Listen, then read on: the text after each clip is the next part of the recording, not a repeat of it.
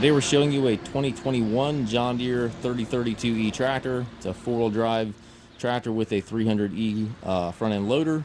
Tractor has less than 100 hours. It's practically a new tractor. It does come with the balance of the factory warranty.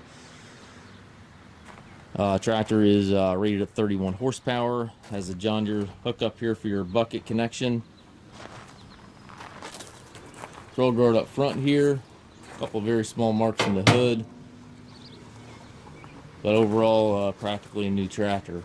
It does have the hydrostatic transmission, twin pedals here on the floor for forward reverse, and then high-low range to the left of the seat. Our four tires are practically new. It does have the 3-point hitch, top link, and also has the add-on drawbar kit. 540 PTO. As you can see, the tractor looks practically new. Again, does come with the balance of the factory warranty.